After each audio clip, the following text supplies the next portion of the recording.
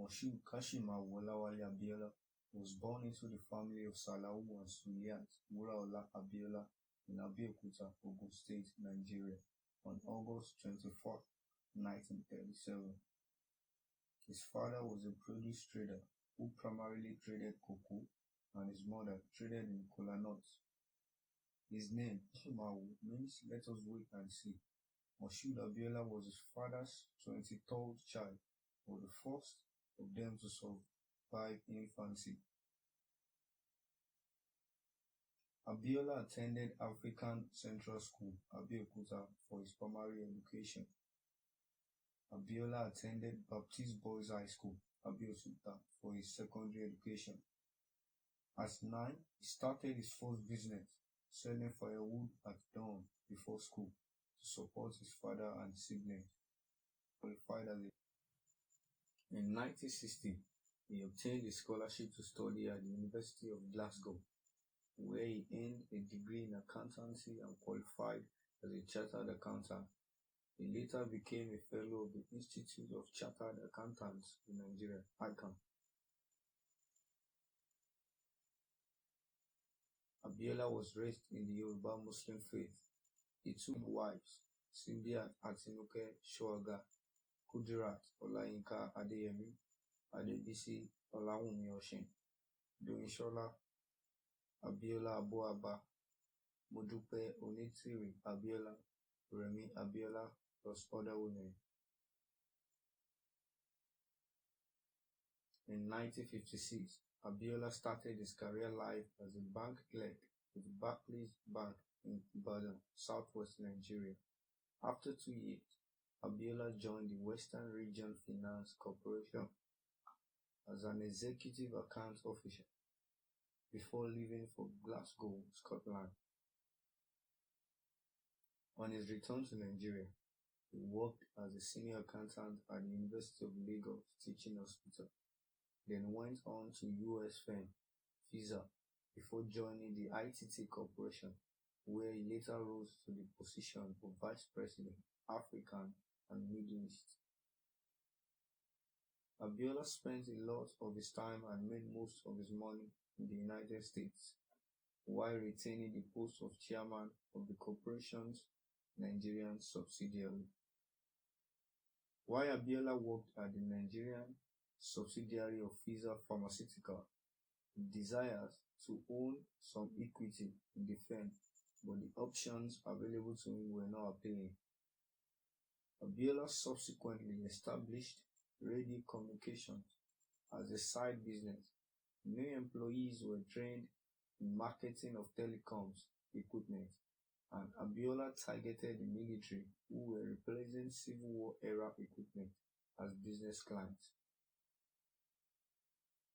Abiola soon received a contract to supply hardware to the military that got the attention of ITT, and was offered 49% equity ownership of its Nigerian arm. Also, Abiola invested heavily in Nigeria and West Africa. He set up Abiola's farm, Abiola Bookshops, Radio Communications Nigeria, Wonder Bakeries, Concord Press, Concord Airlines, Summit Oil International Limited, African Ocean Lines, Abib Bank, Deca WA Limited, and Abiola Football Club. In 1983, Abiola teamed up with Shehu Musa Yaradua, Bamanga Tuko, and Raymond Dupexy to establish African Ocean Lines.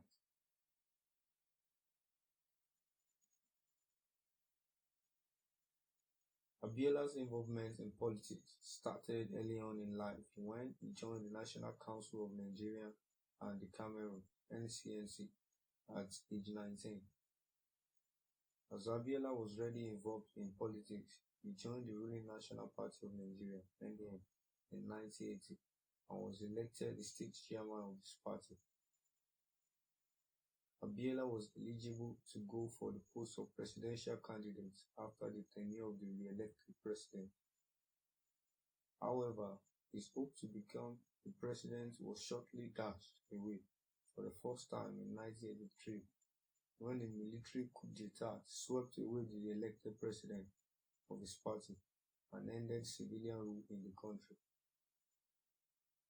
After a decade of military rule, General Ibrahim Babangida came under pressure to return democratic rule to Nigeria. Abiola stood for the presidential nomination of the Social Democratic Party (SDP) and beat Ambassador Babagana and Alhaji Atiku Abubakar to secure the presidential nomination of the SDP ahead of the June 12, 1993 presidential election.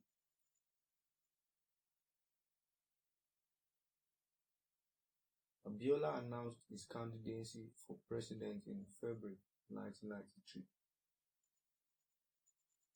For the June 12, 1993 presidential election, Abiola's running mate was his primary opponent, Babagana.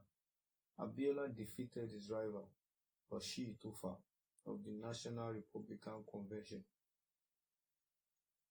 The election was declared Nigeria's freest and fairest presidential election by national and international observers, with Abiola even winning in his northern opponent's home state of Kano.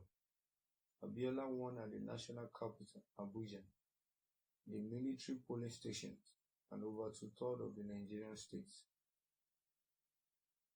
However, the election was annulled by Ibrahim Babangida, causing a political crisis which led to General Sani Abacha seizing power later that year.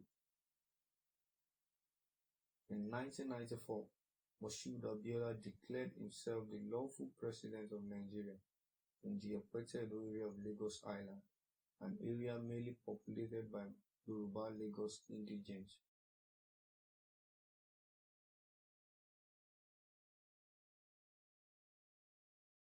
It will continue off and on until the military release the result of the June 12 election and put the democratically elected president, who is myself, in charge of affairs. I won't go to war. I won't encourage my supporters to go to war. I will fight for peace, and we will get peace. But you see, we do not want the peace of a graveyard, a peace whereby somebody continues to ride on the rest of us with a gun. We will get peace, but we'll get peace with decency and integrity and honesty and probity and democracy. Abiola was eventually arrested from his home in Lagos by men from the secret police in June 1994. During his arrest, he made this call to the BBC. What is happening at your house? Are you being arrested? I'm being arrested. I'm just going out now with the police.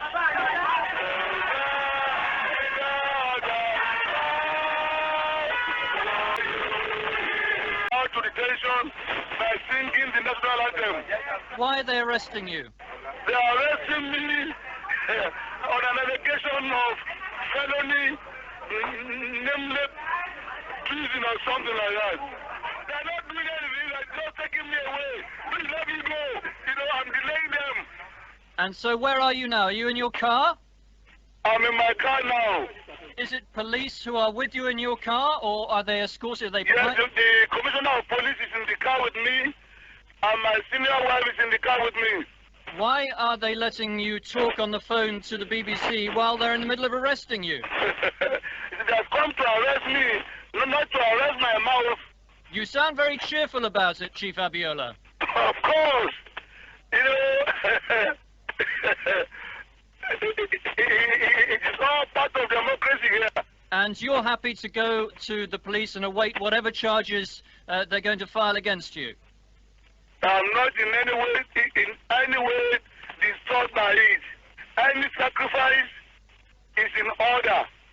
If it will bring democracy, peace and prosperity to Nigeria. Is it possible to talk to the Commissioner of Police who's with you in the car? I don't know if the Commissioner of Police is authorized to talk. He cannot talk to the press. What is your advice now to your supporters, many of whom we heard a moment ago? Well, I told them before I left home to just stay calm.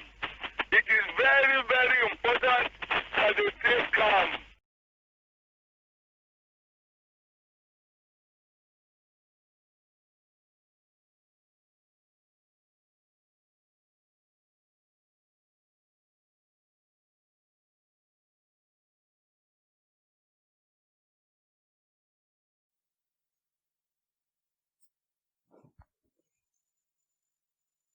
Moshood Abiola was detained for 4 years, largely in solitary confinement with a Bible, Quran, and 14 guards as companions.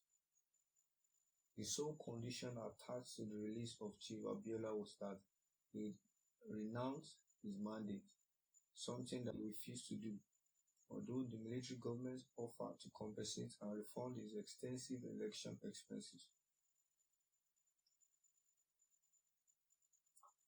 Abiola died in suspicious circumstances shortly after the death of General Abacha on the day he was due to be released, 7 July 1998.